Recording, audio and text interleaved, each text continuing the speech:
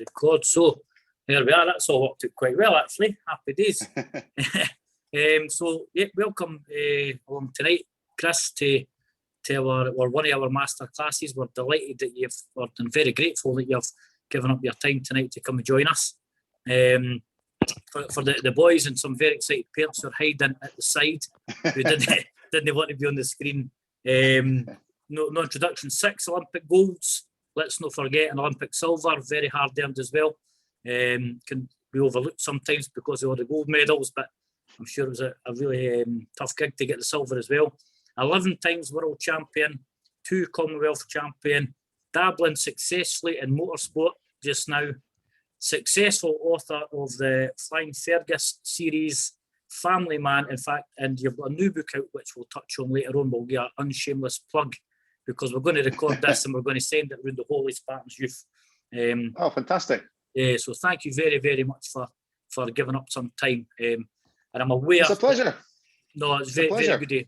The boys, honestly, have been so excited. And I think with online learning, the teachers have been struggling to get them to go and study anything, but they've been away studying you and Team GB and all this sort of stuff over the last wee while, and they've got some questions for you. So I know tonight's about the boys, Chris, so I'll be quiet. They've come up with some questions. I know we didn't have too long tonight. We've got a bit of time here. So I'm just going to introduce our boys. I'm going to ask you a question. What we'll do, if we get an answer for you, normally we would sort of expand on that and maybe go a bit more, but we are sort of limited for time.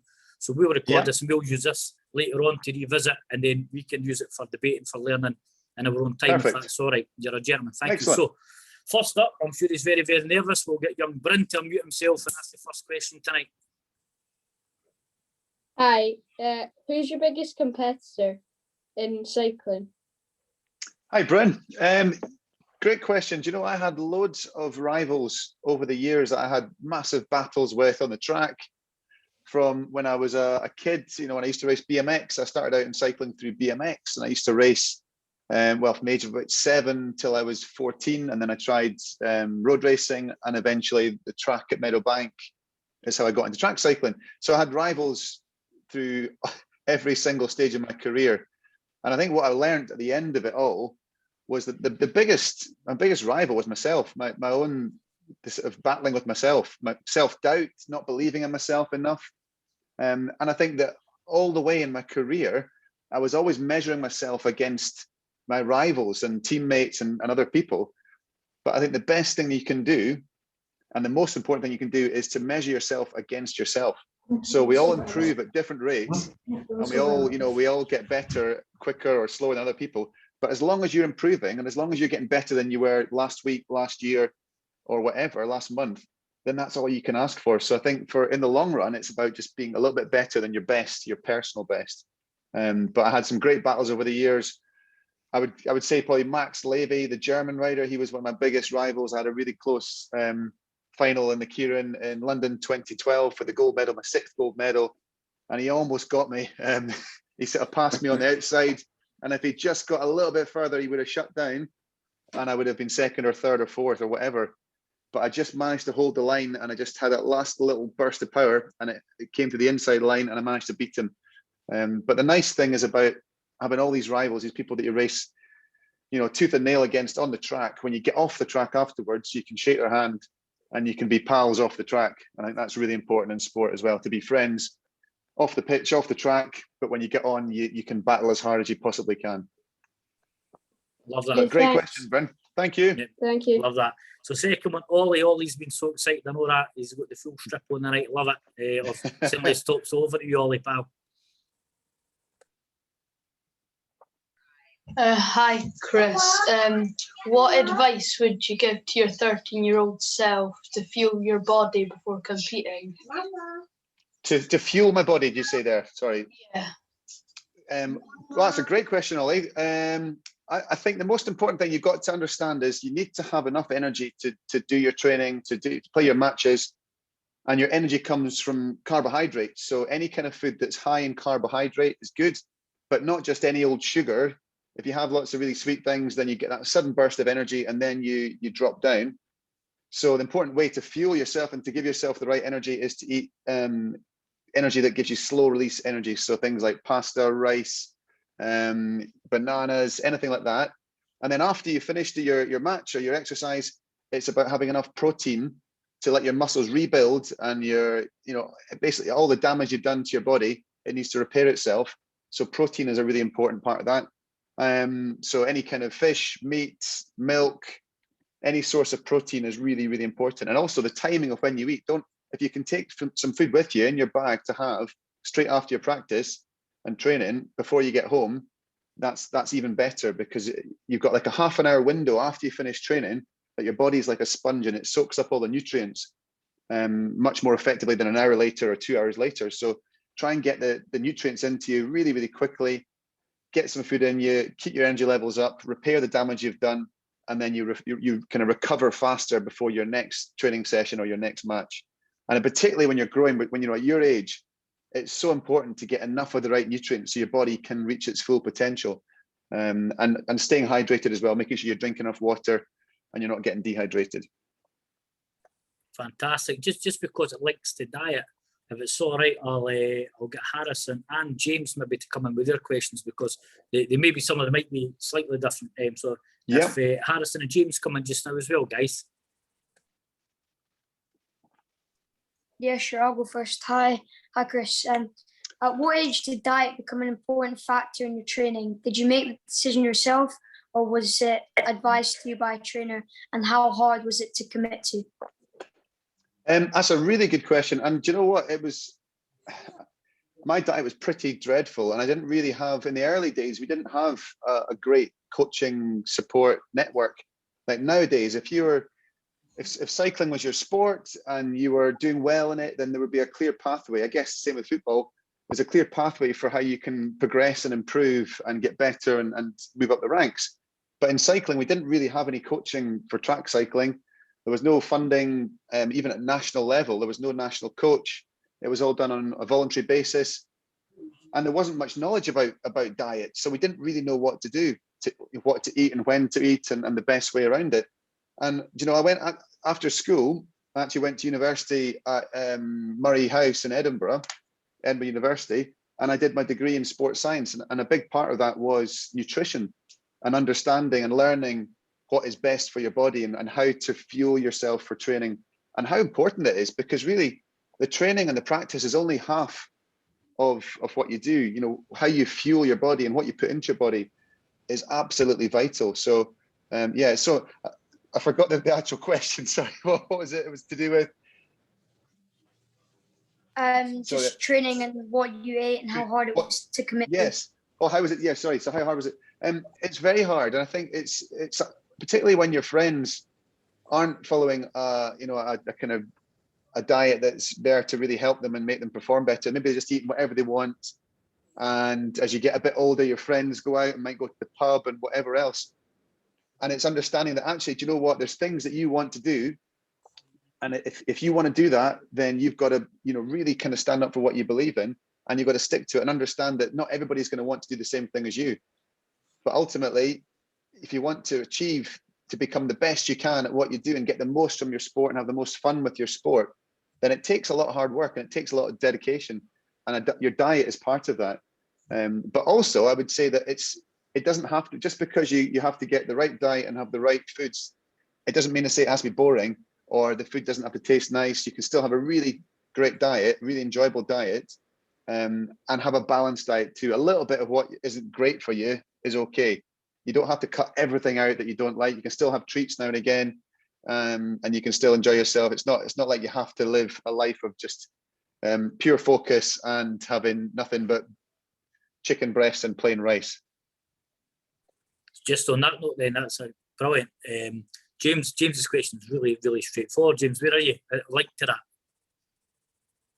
that. What made you become a professional cyclist? All right. So I'm just trying to find it. James, where are you here? Oh, sorry, I had a different question like today, but sorry, that's my fault. Oh, sorry. I'm trying to find so I can see you. I think I've got you there, James. Hello. Yeah. Sorry. Yeah. What was it that got me into cycling in the first place? Is that what you asked? Sorry. Yeah. Yeah. Do you know what? I first got interested in cycling after watching E.T., the film. So I'd never seen a BMX bike before. I was only 6 at the time. I saw the film E.T. I don't know if you've seen it, but there's a scene at the end where all the kids are on BMXs and they're getting chased by the police. And I'd never seen a bike used that way before, like going over jumps and, you know, carving through turns. And it looked really fun, really exciting. And that was the moment I thought I really want to try BMX. And I never thought that would lead to anything more than just having fun on a bike. But I went to my local BMX track. There's a track at Dander Hall.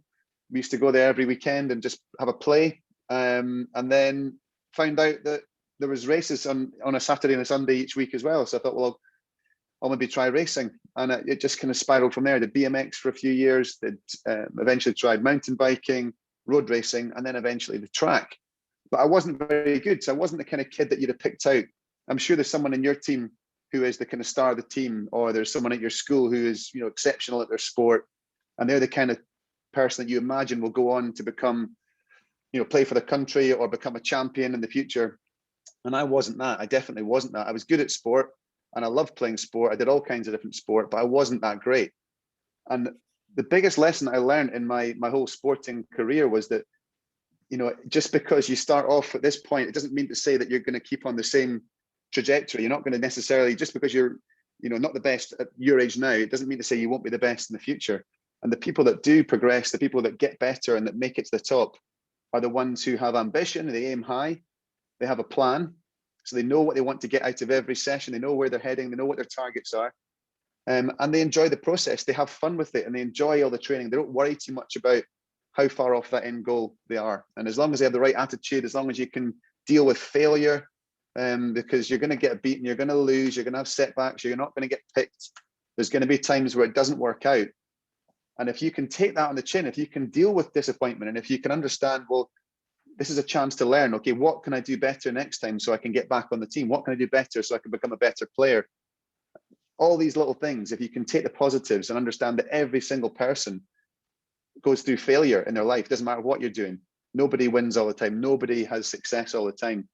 But if you bounce back from failure and you learn from it, take a lesson from it, that's how you get better. And that is how you ultimately go on to become a champion. Fantastic. And again, Chris, that links to what some of the boys' questions were. And I love when it just flows like that. KK, I'd ask, you know, were you always a top cyclist as a kid? And the answer there, you're saying you weren't. To use Olympic speak, it's often silver medalists that actually peak and go and do well because they're chasing somebody or whatever. You know what I mean? It's not often the person's gold medal when they're younger. That's right. And Lockie had asked who inspired you, and I love that story. The fact it was E.T. that inspired you to go be a cyclist. I know. So I know the boys were keen to ask the questions, but since you've answered them, we will move on if that's all right. And you talked about setbacks. Hugo was asking about setbacks and how you deal with that. And absolutely, that's something that comes as a young athlete and as a young person in life. And it's how you choose actually to deal with that. One of the things you touched on was sacrificing stuff at Spartans. We talk about choices over sacrifice. You're choosing to take a path that might be different to your pals or whatever. But it's no sacrifice if it's something that you enjoy. So we're big on that. But if we move on now a wee bit, let's go and speak to, let's see, PK. PK's got a question. Quite upbeat. Where are you, wee man? Poodlehead.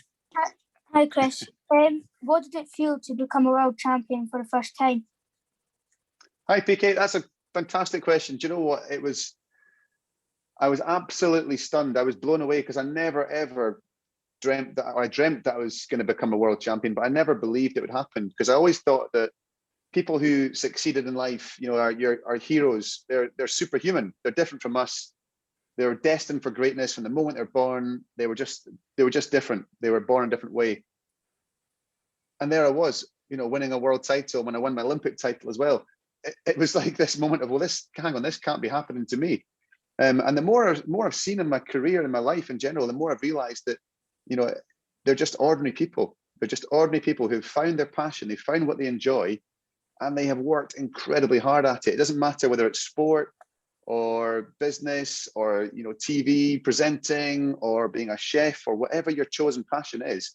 The people who succeed are the ones who really, really work hard and just keep going and understand that you don't become a champion overnight. You don't, you know, the overnight success that we're kind of told on the telly that, you know, Britain's Got Talent, or singing shows where people just open their mouth and sort of discover they can sing.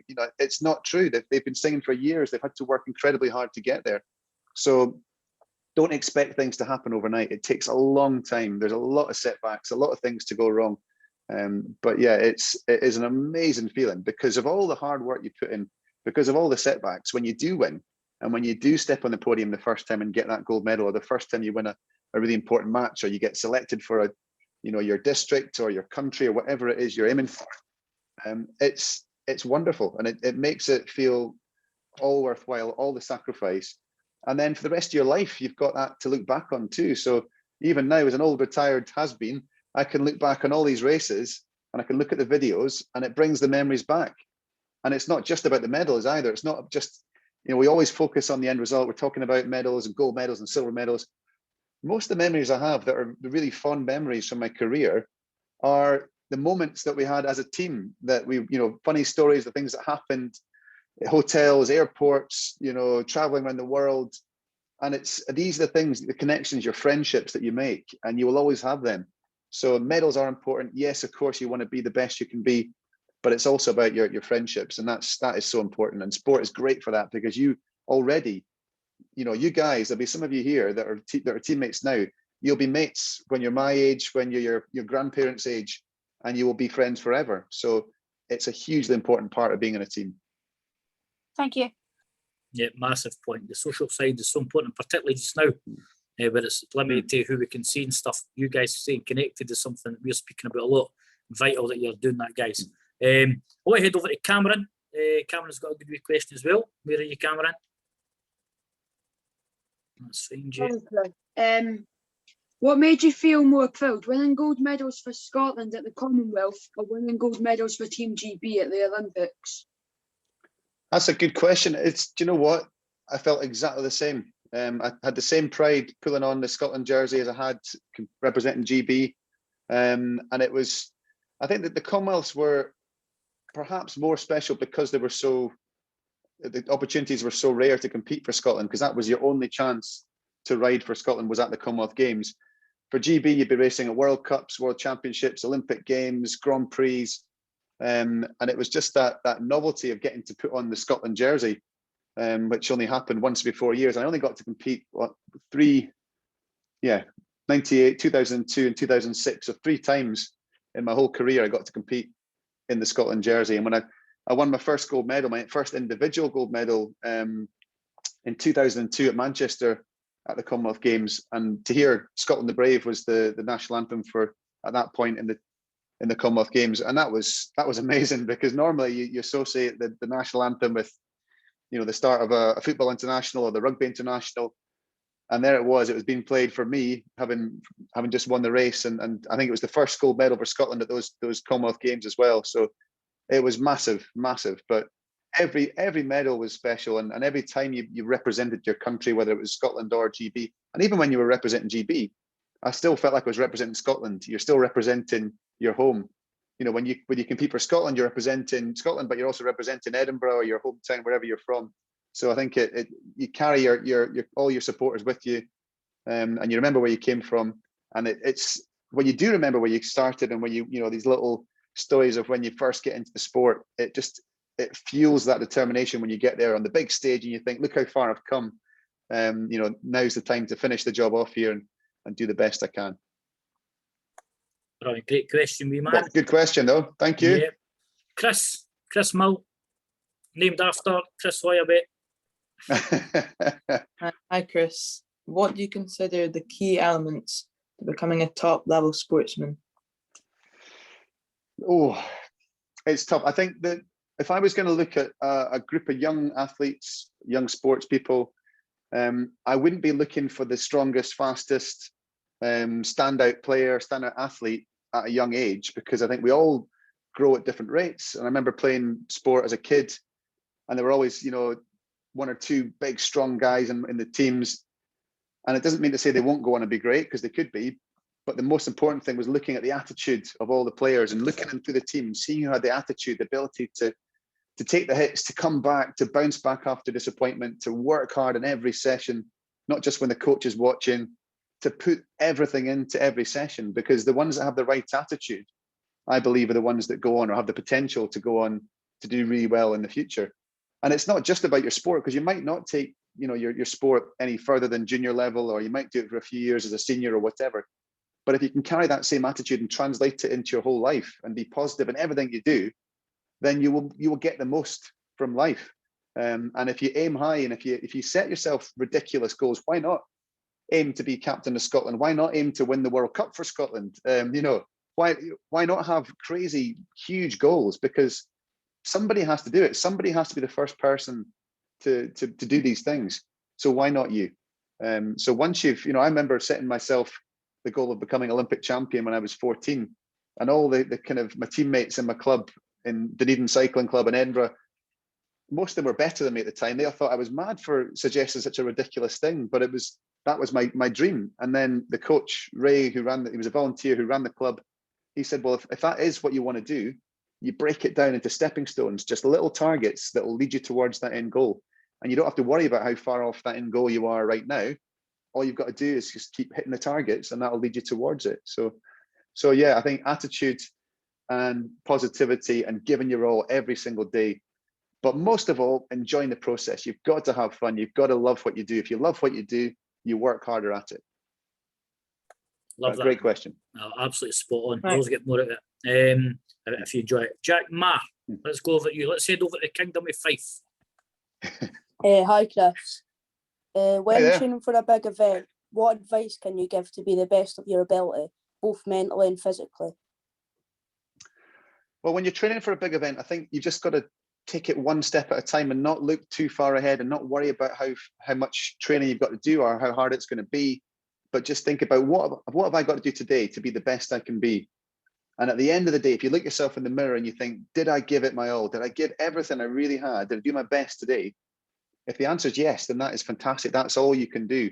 And not worry too much about what other people are doing and whether they're better than you or whatever. Just be the best you can be, and be organized too. Plan your next day. Think, what do you need? What kit do you need? What food do you need to eat? When do you need to eat it? How are you going to get to training? You know, have you got your transportation arranged? Have you got, you know, being organized sounds boring, and it sounds like a really dull part of your, you know, your sporting life, but it's a hugely important part of it. Have a plan, know what you're doing, know where you've got to be at the right time. It's even more important in a team sport to respect everyone else's timekeeping as well. You know, there's nothing worse than everybody being ready, but one person being late. So, you know, you've got to respect each other, show that respect by turning up on time or even early, and be organized. But yeah, as you know, I've already said it, but just try to enjoy it all. You know, it can be really hard work and it can be tough, but you've got to remember you're choosing to do this. This is your passion. It's the thing you love doing. So make the most of every day, give your all, and whether you have a good day or a bad day, just remember that is one day. And you know, every morning you wake up, it's a new day. You've got new possibilities and new opportunities. So give it your all every single day. Thanks, Chris. Cheers. Fantastic. Good luck. Well done, me man. Charlie, let's head over to wee Chuckles. Hopefully there he is. I can see him. Hi, Chris. Was there ever a time in your career that giving up crossed your mind? And if so, how did you persevere through it? Hi, Charlie. I think, yes, there was. So I went through different types of cycling through my lifetime as a kid. I started in BMX. I did that for 7 years, from the age of 7 till I was 14. And when I got to 13, 14, I really stopped enjoying it as much as I used to. And I think looking back now, partly it was down to the fact I wasn't doing as well. I wasn't winning as often. I wasn't particularly good at BMX, but I did win the odd race. I was quite good. But my results were going downhill. And looking back now, it was blatantly down to the fact that all the other sort of friends and teammates were growing faster at that point. They were bigger and stronger, and they were just physically more powerful. So they were beating me. And I didn't take that well. I wasn't enjoying it. So instead of my dad or my mum sort of pushing me and saying, you've got to keep going, you've got to keep doing it, when I said I didn't want to do it anymore, they were like, okay, that's fine. You know, they weren't pushy. And they sort of let me just follow my own path. And I found mountain biking after that. And I found something that I enjoyed, a slightly different form of cycling. And that led me down a different route towards track cycling. Whereas I think if you get pushed all the time too much, it can put you off the sport. And at a time when you might be, you know, almost at the point of giving up, it can put you off it. So to parents, I would say the biggest thing you can do is support, give that opportunity, love your kids, support your kids. But if they don't want to do it, don't keep pushing, because they will come back to it. I think if they don't always enjoy it, they might change their mind and come back. But if you push too hard, when they get the chance to make up their mind, they'll definitely stop. But I had other moments in my career. There were times where I just kind of doubted myself, and I thought, well, is this as far as I can take it? Am I ever going to progress any more than this? And even just the sort of getting a job and understanding that, you know, how can I be a full-time cyclist? There's no sponsorship, there's no funding. I've got to get a job. And at the right time, lottery funding started in 1998. So a long time before you guys were even thought of. Lottery funding started, and that was a lifeline for me. It gave me enough money to pay my rent, to put food on the table, and to become a full-time cyclist and to try and represent my country. So yeah, you need all the support and all the help. And everybody at some point thinks about giving up, because everyone has moments of doubt in themselves. They have moments where it's not going well. They feel as if, well, what's the point in putting all this work in? I'm not getting anything back from it. And these are the times you lean on your friends, your family. Keep positive, just keep comparing yourself to yourself. As long as you're getting better, you'll get there in the end.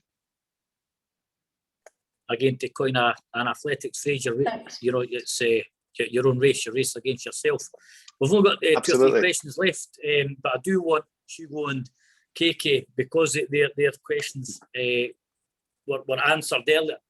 Do have a think, guys, if there is anything that pops in your head having listened to this, because I didn't want to deny your opportunity to ask a question to an Olympic legend. We didn't often get the chance to have them online, so just have a wee think if you can. But we'll head over to Kieran. All right, I'll go again in the Kingdom of Fife. So, Kieran. Hey, hi. You've had many career highlights, but you must have had some challenging moments as well. What was your motivation to keep on going? Loads of down points. You know, injuries were the worst. When you pick up injuries and you can't train or you can't compete, you miss a race. And cycling, it wasn't just the injuries from training; it was also crashes. You could break bones. So I had my fair share of those setbacks. And defeats, losing races, you know, feeling as if you're not improving, feeling as if you're starting to go downhill and other riders are improving too, losing your place in the team, not getting selected. These things happen to everybody. So even your heroes, you know, champions that you've seen competing at the highest level, you think, you know, guys like in tennis, look at Roger Federer or Rafa Nadal. They're all champions. They've won umpteen Grand Slams, but they've also lost loads and loads of matches too. So nobody goes without defeats or setbacks or injuries. And I think the biggest setback I had, I mean, I had loads along the way, but I became world champion in 2002. I was double world champion. It was a breakthrough year. It was only 2 years to go till Athens Olympics. I thought, this is my big chance to become Olympic champion for the first time. And then the following year, 2003, I went to the Worlds as defending champion in 2 events, and I came out with 1 bronze medal and a 4th place, and I was absolutely devastated. And I thought, well, maybe last year was the best I'm ever going to be. Maybe that was my peak. Maybe I'm never going to be Olympic champion. And then you start thinking, well, it's not so bad. You know, I've been a Commonwealth champion, I've been a world champion. That's fantastic. Maybe it wasn't for me to become Olympic champion. But then you've got to look and say, well, come on, you've got to give it everything. If you go there and you don't win or you don't make it to the games and you've given it your all, that's absolutely fine.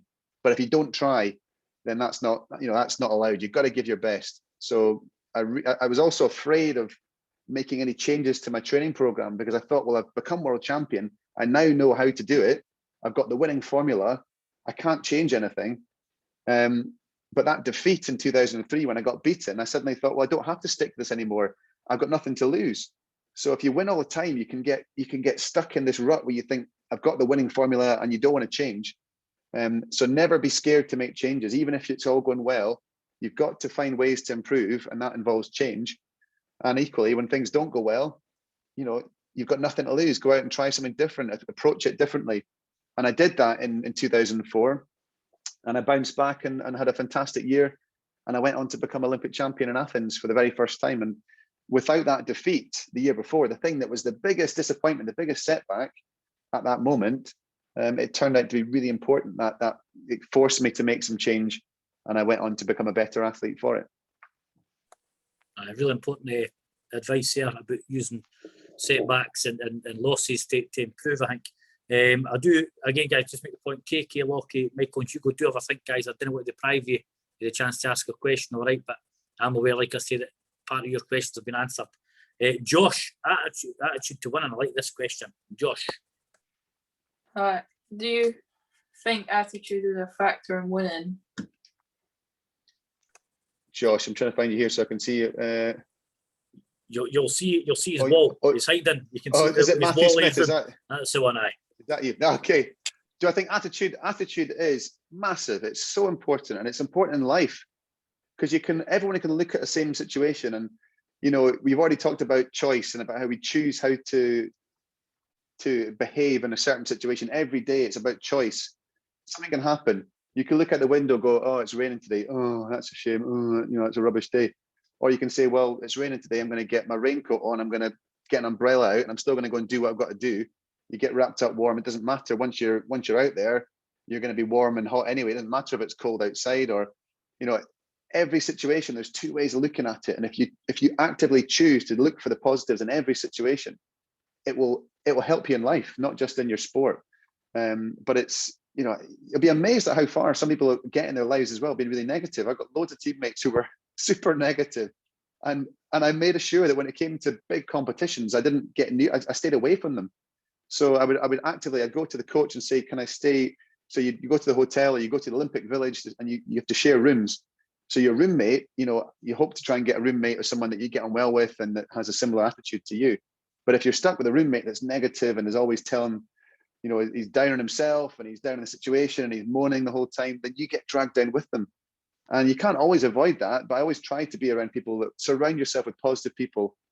And also you'll find that you'll have friends who won't be, they won't have found their passion yet. They won't be really excited about football or about music or about whatever it is.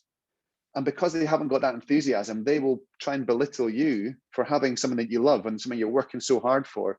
And they'll try and sort of either, make them feel better by bringing you down or whatever. So always try and stay around positive people. You will get negativity. It's how you choose to deal with it.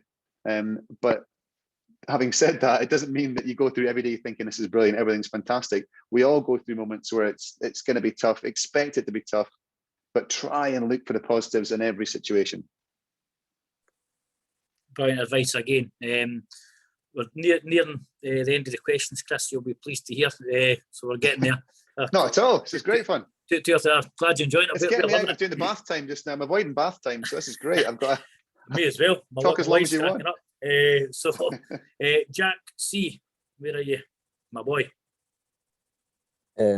Just before an Olympic final and you're standing there with your bike focused, what thoughts are going through your head? Fantastic question. Yeah, what you're trying not to do. I'll tell you what you're trying not to do first of all, and that is to think about the magnitude of the situation. You're not trying to think about how big it is. You're not trying to think about the consequences of winning, or worse, the consequences of losing, because your fear of failure. Imagine, let's turn it around and say it's you're stepping up to in the World Cup final, Scotland are against Brazil. It's a penalty shootout. You're the last person to take that penalty to win it or lose it for Scotland.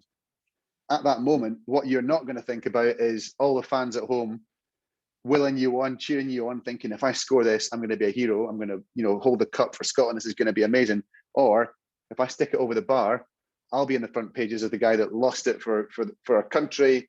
People will never forget my name. I was the guy that lost the match. If you let any of these thoughts creep into your mind, then it distracts you from what you're trying to do, and you will behave differently. Your technique will change. You'll be stiffer. You won't be relaxed, and you won't perform well. So for me, the key thing was to try and stop these negative thoughts or distracting thoughts getting into my head. I had to focus on the process of what I was about to do. Really simple process, but each little part of that race, and visualize it in my head. So before I got on the bike, I had my eyes closed. I was thinking through, from my perspective, what I wanted the race to look like, when I was going to make my move, how it was going to feel, all these things, visualizing it, thinking about how it's going to feel. And as you're doing that you don't realize it, but that pushes out any other negative thoughts or any distracting thoughts. And even when you're on the bike, once you get going in the race, it's almost like you're sort of an autopilot. But It's the few minutes beforehand that are the worst, because the nerves, the anticipation, you've worked so hard for it. And if you let yourself think about how big that moment is or how big it could be, then it can be completely distracting. And you see so many athletes just inexplicably underperform on the biggest stage. It's, you could score a penalty with your eyes closed. Most professional footballers could shut their eyes and stick the ball in the top corner of the net, no problem at all, 999 times out of 1,000. But if it's that one kick that could win or lose the match for their country, that's when they suddenly have, last possible second, they'll change their mind and they'll try and aim for the other corner and they'll stick it over the bar, or they'll hit it straight at the keeper or whatever. And it's making sure you stick to your game plan, you focus on what you have control over, you don't think about anything else, and trust in the process, trust that you have done the work, you are ready for this, you've trained hard, and the end result will take care of itself. And if you do that, that tends to get the best result. But there is no feeling like that moment when you step up on the biggest stage, and the excitement, the noise, the crowd, everything building up. That is what you do all the training for. But it doesn't mean that you aren't nervous and absolutely terrified behind the visor, behind the glasses. As you step up there, you can look calm on the outside, but you can still be absolutely terrified on the inside. It's bluffing it and doing the best you can. Fantastic. I think we sent out we sent links to you winning the Commonwealth and winning your Kieran World Cup gold medal. Yeah. Sorry, and it was an at-home moment. The guy is holding the bike and all this sort of stuff. So we did say that beforehand to save sort of time when you're on just now. I do want to go to KK, to Lockie, Michael, and Hugo. Have you guys come up with the questions, because your questions were kind of answered during the chat? So if you've come up with anything, guys, please do. If you want to ask the questions again, because there's other things I can bring in. If you want to go back over the original questions, that's absolutely fine. So KK, you were go for it, wee man. That's my original question, though. Or you can use another one. It's up to you, pal. The floor is yours. All right. When you were younger, even now, did you play any other sports, and what were they? Yeah, I did. I loved all kinds of sports. So I wasn't particularly good at them, but I played rugby at school. I did a bit of running. I did rowing. I rowed as a junior for Scotland when I was 16. But I loved all sport, and it was my passion in life. And I still love PE at school. Any chance to go out and play. But riding my bike was my main passion. But just anything at all. I played rugby, and at school, I remember when I was 10, Gavin Hastings, who was the Scotland captain at the time, he turned up for this as a big surprise for us all.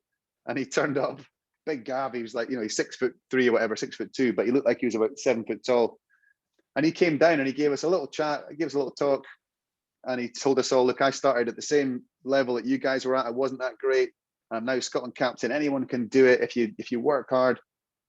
And we all just gave that extra little 10% in training that day, because he was there watching us, and it was hugely inspiring. But what I think you'll find is that right now, I presume you're just thinking about football, that's your main focus, but you'll be surprised at where your life can take you. And if you, as I said earlier, if you stick to, if you give everything and you're really positive in your attitude and you do the best you can, opportunities arise. And it might be that you end up being, it could be a runner, you could be a cyclist, you could be, opportunities arise. And football is a great sport because it gives you lots of skills and the sort of athleticism to do lots of different things too. So you never know. Football might start out as your main focus, but something might happen. And if you take these opportunities, you try new things, and you don't specialize too young, then you could go on to do whatever you wanted. Thank you. Great question, Caspar. And you mentioned Gavin Hastings there, his boy Adam, who's a Scotland international now, who's a former Spartans youth player. So he went through that path. Yeah, he played at Spartans until he shows how old I am. Until he almost went pro. And Gavin Hastings was one of my heroes as well when I was younger. Yeah. Let's Lockie, do you want to use one of your questions, wee man? Yeah. Of all the medals you won, which gave you the most satisfaction and why? Oh, great question. It's tough because every medal has a story behind it. Every medal was hard fought, and every medal I look back on now, and it's great because you've got these memories. But I think my first gold medal, I think the first Olympic gold medal, even more than the last ones in London, I think the first time you become Olympic champion, and that feeling of kind of going, well, I knew it was possible because I knew I'd beaten all the other riders at different times, and I knew that on my day I could beat each and every one of them. But doing it when it counted on that day to become Olympic champion it was almost unthinkable. And I remember stepping on the podium and they read out your name, and then they read out Olympic champion after your name, and you suddenly realize this is it for the rest of my life. I could retire tomorrow. I will be an Olympic gold medalist for the rest of my life. And I can bore my kids and my grandkids about it, and I can talk to all sorts of people on Zoom about it. And it's just amazing. I think also because, as I said earlier on, I just assumed that Olympic champions were a different breed. They were born differently to me, and they were just destined from day one. They were awesome at sport. They were awesome at everything they did. They won all the time. And I wasn't that great, so how could I ever aspire to be an Olympic champion? And there it was. And really the big moment for me came in 2000. I was in the team sprint event. I wasn't riding individually in Sydney at the Olympics. And the day before I raced, my teammate Jason Quealy, he was racing in the individual event, and he was maybe on an outside chance of a bronze medal. And he got up there and he won the race. And it was totally against the run of play. Nobody expected him to win. It was the first British gold medal in sprinting on the track for 70 years or something crazy like that. And I remember just thinking, well, that's Jason. He's just Jason. He's just an ordinary guy. He's my teammate. He was just a normal bloke who I didn't think was like a superhero, but there he was with a gold medal around his neck, and the penny dropped. And I suddenly thought, well, if he can do it, maybe I can get close to that too. Maybe in 4 years' time, that could be me. So never limit what you think you can achieve. It's, there's so many people will tell you can't do things, that it's impossible. This will never happen. You can't do this. You can't do that. If you listen to them, you will fail because you won't believe in yourself. So, don't limit what you believe, what you think you can achieve. And it doesn't mean to say it'll happen overnight. It will take a long time, but you will surprise yourself if you stick with it. And if you bounce back from defeats and disappointments, you will surprise yourself at how far you can go. Fantastic. Well, I did the last couple, guys, and honestly, we could all probably listen to you all night. It's so inspiring. Honestly, we'll not keep you much longer. We'll go to Michael and then we'll finish with Hugo, if that's all right. And then we will unshamelessly plug your book, all right? Because probably a lot of what we're talking about tonight is probably contained in that book. So we'll do a wee bit at the end for the boys so they're aware that that's available for them. But if we head to Michael. Hi. Did you have to sacrifice anything to become a professional cyclist? Hi, Michael. Well, do you know what? It's, as Kenny was saying, your coach was saying earlier on, I think people use the word sacrifice a lot. And I think it's, particularly when you get interviewed, you get asked, about sacrifices and things you don't do. I see it as an opportunity. I see it as my, it's not a sacrifice that I couldn't go out every night to see my mates. I couldn't go to, when you're a bit older and there's weddings and big events and birthday parties and family gatherings that you miss because you're in training camps or you're competing or whatever. I didn't see that as a sacrifice. I saw it as I was incredibly lucky to do what I loved doing. And I knew that my close friends, people who really mattered, will always be there for you after the race. There's always another chance to catch up and go out for a meal or go out for a drink or have a party or whatever. You can do that after the racing. And yet, everybody focuses on the negative. Oh, sacrifice, you can't do this, you can't do that. It's not worth it. You're better off just, not doing that and doing lots of other things too. But you'll never find out your true potential if you worry about all the things you're not doing. There's a big fear of missing out, FOMO, the big fear of missing out. If you're always thinking about all the other things that are happening around you that seem much more exciting at times as well, because often training can be really monotonous, really tiring, really hard work, and your friends can be look like they're having much more fun, but secretly they're probably wishing to be where you are, getting to play football, getting to do all these amazing things, and what they're doing isn't as exciting as you. So, I think, yes, you do have to give up certain things, and yes, you have to focus to get to be the best you can be, but I wouldn't see it as a sacrifice. I saw it as I was very lucky, incredibly lucky to do what I loved. I started out doing it as a 7-year-old, and my last race was when I was 36. So nearly 30 years racing, living the dream, literally living the dream, doing what I love doing. And from then, the last 9 years, getting to talk about it. I feel like one of the luckiest people on the planet to be able to do what I love doing and enjoy it and have such a great time doing it too. So, you know, you can be the same. You can do exactly what you want if you work hard enough and you focus on it and you give it your all. Thank you. All about Thank choices, guys. All about choices. Hugo, we shall come to you as the last question of the evening. Hi, Chris. So what was your biggest setback? How did you respond to it? And what did it tell you about yourself? Hi, Hugo. Well, listen, I mentioned before about defeats and injuries, but actually one of the biggest setbacks in my career was further on in my career. So the year after I became Olympic champion for the very first time, I was on cloud nine, you know, still basking in the glory of getting this Olympic gold medal. And a year after that point, I got a phone call to say that the event I was Olympic champion in had been dropped from the program from 2008, from the next Olympics. So there wouldn't be an event for me to compete in at the next games. I couldn't defend my medal.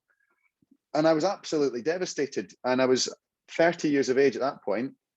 So already I was thinking, well, I'm getting towards the end of my career here. And I was almost at the point of giving up. I thought, well, you know, there's no individual event now. I'll maybe just do the team event and that'll be it. But it was really down to the people around me, the support I had within the British team, the coaching staff, the people around me that said, look, you've got 3 years. You can try and train and adapt and become a sprinter or a keirin racer. So different kinds of racing to what I used to do. So I used to do a race against the clock, one rider on the track. You do 4 laps as fast as you can. There's no other riders with you. And then I was going to have to make a shift to becoming a sprinter where you're racing kind of elbow to elbow. There's tactics. There's a lot of variables involved. And I thought, well, I'm 30 years of age. I can't learn how to do that in 3 years and become the best in the world. It's never going to happen. But the people around me were experts and they helped me and they kept it simple. And they said, look, all you've got to do is this, this, and this. And they broke it down to really manageable chunks. And I made that progression quite quickly over the 3 years. And then in Olympic year, I became world champion in one of the events and I got 5th in the other one. And then went on to Beijing to race 3 events, the sprint, the keirin and the team sprint. And I won them all. So I ended up coming back with 3 gold medals at the Olympic Games in one Olympic Games when, you know, I thought, well, it's not even possible to get selected for the team.